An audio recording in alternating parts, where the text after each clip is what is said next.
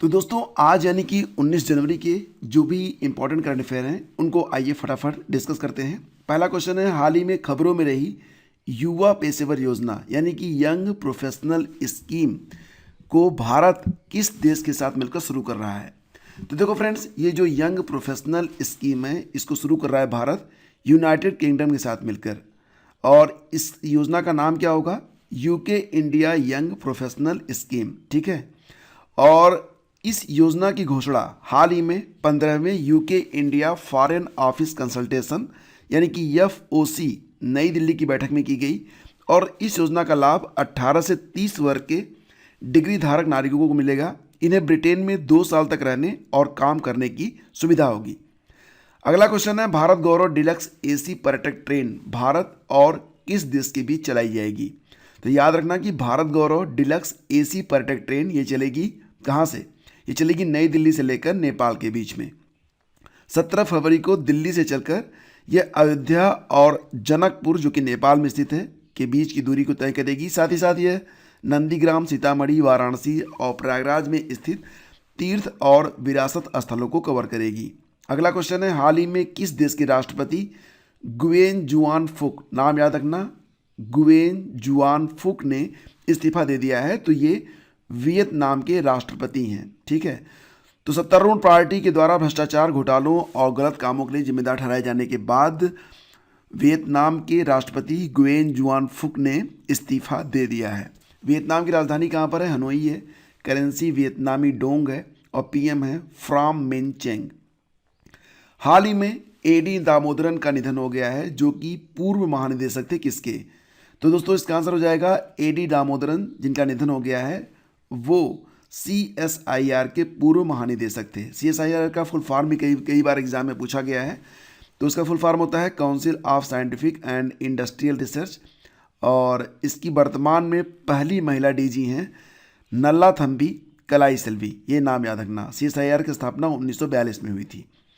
हाल ही में Ajanta Ellora film festival में किसे सर्वश्रेष्ठ फिल्म के लिए गोल्डन कैलाश पुरस्कार से सम्मानित किया गया है?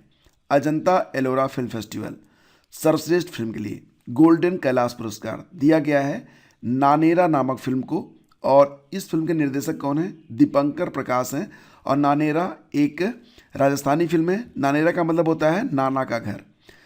तो ये जो अजंता एलोरा फिल्म फेस्टिवल है 2023 में इसका 8वां संस्करण आयोजित किया गया था और इसका आयोजन औरंगाबाद में किया गया।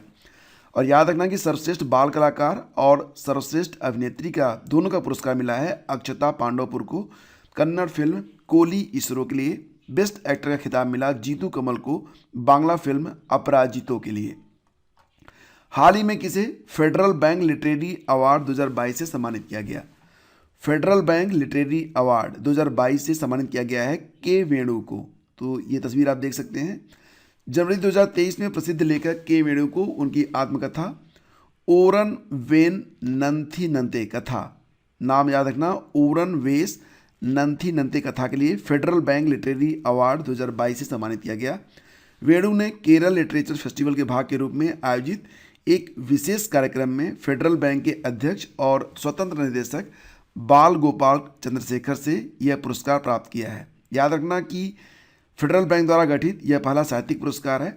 और फेडरल बैंक का मुख्यालय कहाँ पर है? तो अलुवा केरल में है, जिसके CEO हैं श्याम श्री निवासन। हाल ही में किस देश की रहने वाली 118 साल की महिला ल्यूसिल रैंडन का निधन हो गया है? तो दोस्तों ल्यूसिल रैंडन ये रहने वाली थी कहाँ की? तो फ्रांस की। ठीक है। और अभी 2022 में 119 साल के दुनिया के सबसे बुजुर्ग व्यक्ति का भी निधन हो गया था। उनका नाम बताइए। फिलहाल ये तस्वीर आप देख सकते हैं, ये हैं ल्यूसिल रैंडन जो कि फ्रांस की थी। 118 साल की अवस्था में इनका निधन हो गया है। और याद रहे कि 2022 में दुनिया के सबसे बुजुर्ग व्यक्ति जो कि जापान के थे उनका नाम था केन तनाका। क्या नाम था? केन तनाका। 119 साल की अवस्था में उनका निधन हुआ था।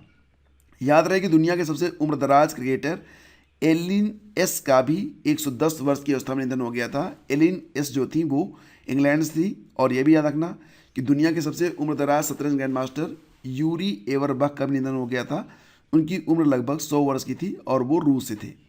हाल ही में उप राष्ट्रीय सुरक्षा सलाहकार किसे बनाया गया है? तो इनका नाम है पंकज कुमार सिंह। 31 जनवरी 31 दिसंबर 2022 को ये बीएसएफ के डीजी के पद से रिटायर हुए थे और अब अगले 2 साल तक पंकज कुमार सिंह उप राष्ट्रीय सुरक्षा सलाहकार बनाए गए हैं।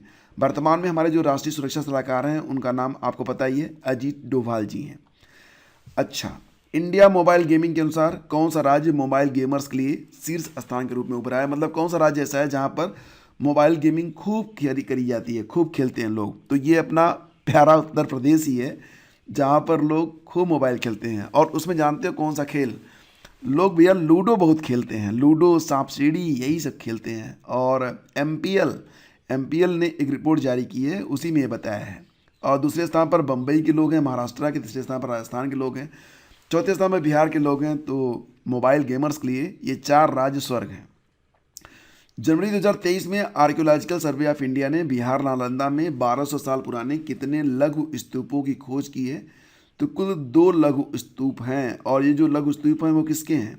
ये महात्मा बुद्ध की प्रतिमा हैं जिन्हें पत्थरों को तराश कर बनाया गया है।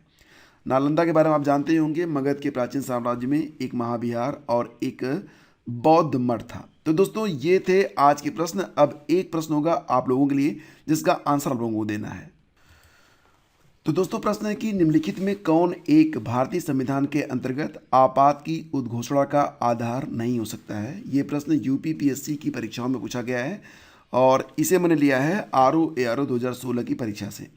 तो आपके यहाँ पर ऑप्शन है, इसका उत्तर आपको कमेंट बॉक्स में लिखना है और सही उत्तर पूरी व्याख्या के साथ आपको मिलेगा हमारे टेलीग्राम चैनल स्टडी विद ज्ञान प्रकाश पर। तो अगर आपने अभी तक टेलीग्राम चैनल को ज्वाइन नहीं किया है तो लिंक वीडियो के डिस्क्रिप्शन में आपको मिल जाएगा, वहाँ पर जाकर क्लिक करिए और टेलीग्राम को ज्वाइन कर लीजिए। Thank you so much, have a great day, जय हिंद।